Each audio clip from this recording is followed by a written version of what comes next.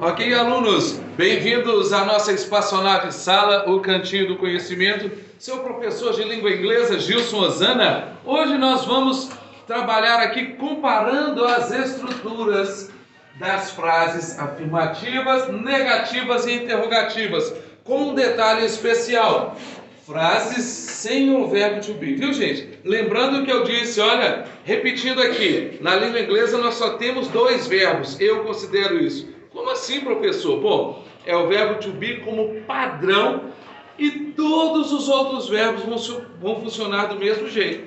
Legal, pessoal? Então a gente precisa entender essa estrutura. Como que uma frase funciona quando tem ele e como que as outras frases funcionam quando não tem ele. Vamos lá então? Vamos entender? Legal. Afirmativa é igualzinho para tudo. Pode ficar por aqui para que os alunos peguem bem. Pode chegar aqui, ó, para que os alunos entendam bem. Vocês vão ler junto comigo então, ó. O objeto aqui de ensino dessa aula de hoje nem é a primeira frase, é mais a segunda, porque nós estamos trabalhando uma sequência didática dos verbos nas terceiras pessoas. Mas eu já quero fazer uma comparação aqui, como eu disse, eu ia comparar. Legal, pessoal. Lê para mim. I wash. Força. I wash the dishes.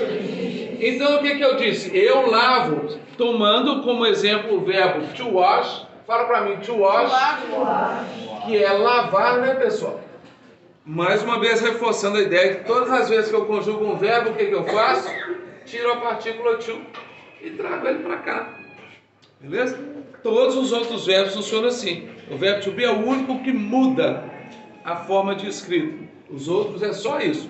Bom, mas aí nós temos a situação de quando eles estão na terceira pessoa do singular, no tempo presente, o que acontece com os verbos? Eles recebem o quê?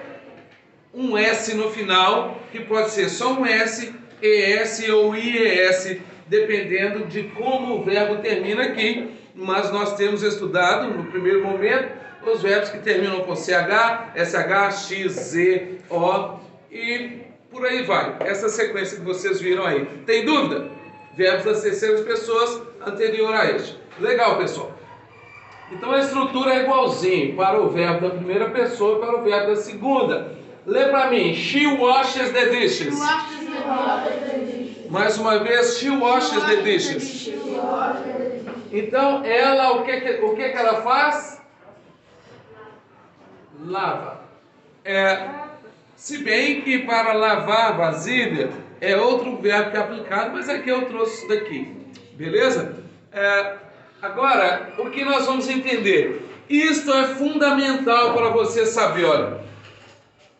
Quando temos um verbo auxiliar na frase, toda mudança que viria sobre o verbo principal vem sobre ele. Ele quem? Sobre esse verbo auxiliar. Em outras palavras, eu diria também que um sujeito não conjuga dois verbos. Tá? Vocês vão entender quando eu for mostrar ali na prática. Agora sim, quando temos um verbo auxiliar na frase, tá?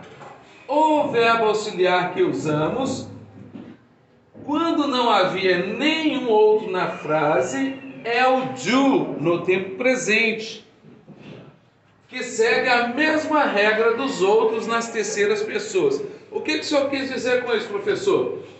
Fala para mim. Todos os outros verbos são fracos. São fracos. Eles precisam de um auxiliar. Para negar e perguntar. Então coloquem os olhos aqui. Eu disse para vocês que eles precisam de auxiliar. Que auxiliar é esse, gente? Lê para mim.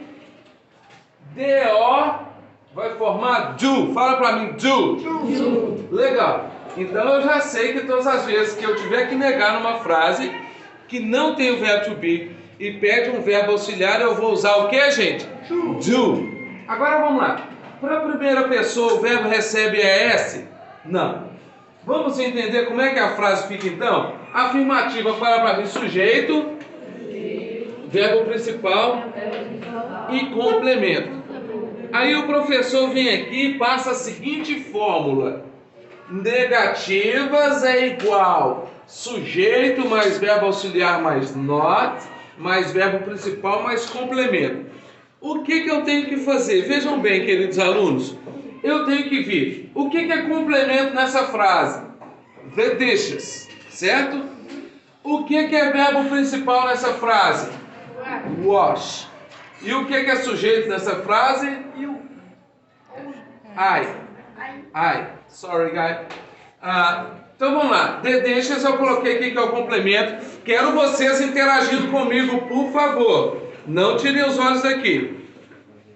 Qual que é o verbo principal daquela frase, gente? Wash. Então nós vamos colocar ele aqui. Legal. Qual que é o sujeito da frase, pessoal? I. O que o professor então pediu para você negar? Qual que é a palavra de negação, pessoal? Not, não é? Aí eu disse que quando a gente não tinha na frase principal nenhum verbo auxiliar, qual verbo auxiliar que a gente usa? Fala para mim. Do. Então, olha. I do not. Come on. I do not wash the dishes. Legal. Bom, gente, eu também em outros vídeos disse, e aqui na sala, que a função do sujeito é o quê? Conjugar o verbo. Oba, bacana. A função do sujeito é o quê? Conjugar o verbo. Legal. Então, se o sujeito, eu disse também que um sujeito não pode conjugar dois verbos. Legal? Agora, então, se o sujeito she vai conjugar o verbo do, o do termina em quê, gente? Qual que é a regra quando um verbo termina em o? Quem disse? O que é, filho?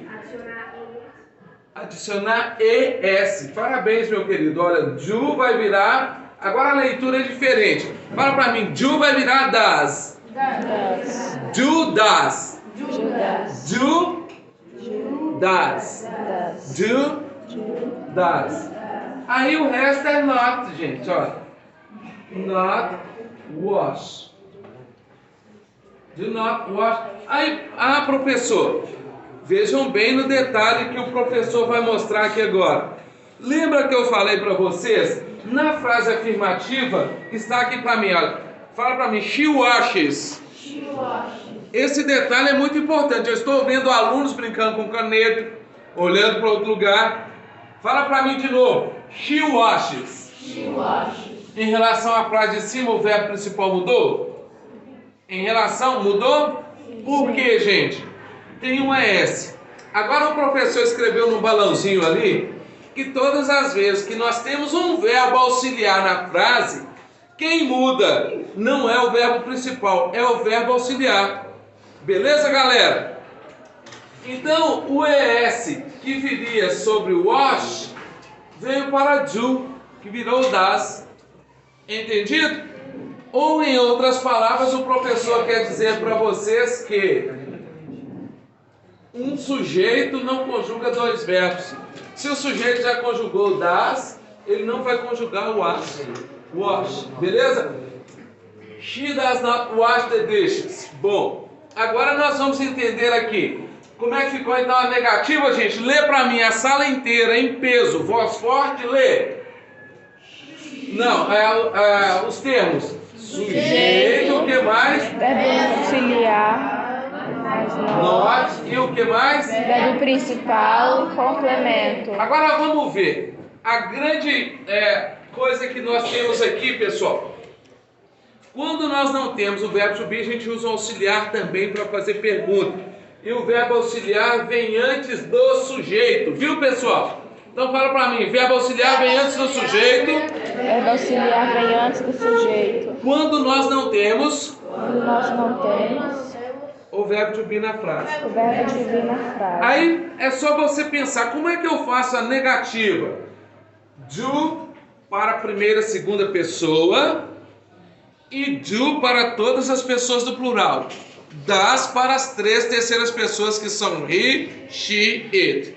Professor, o que você quer dizer? Que aqui para perguntar então eu coloco do. Fala para mim, do. Aqui embaixo, como é terceira pessoa, eu coloco does. Fala pra mim, does. Das. O resto da frase é igual, gente.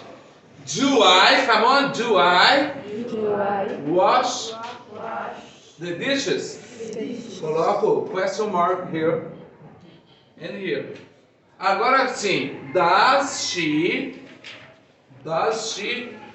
Aí eu vou escrever errado aqui, ó, washes. Não. Por que eu não coloco washes? Porque a mudança veio onde? No verbo auxiliar. Fechou, galera? Conseguiram entender o conteúdo? Sim. Alguém tem pergunta? Entender é diferente de aprender. Eu hoje entreguei a receita do bolo, agora nós precisamos exercitar. Bye bye, see you all next time.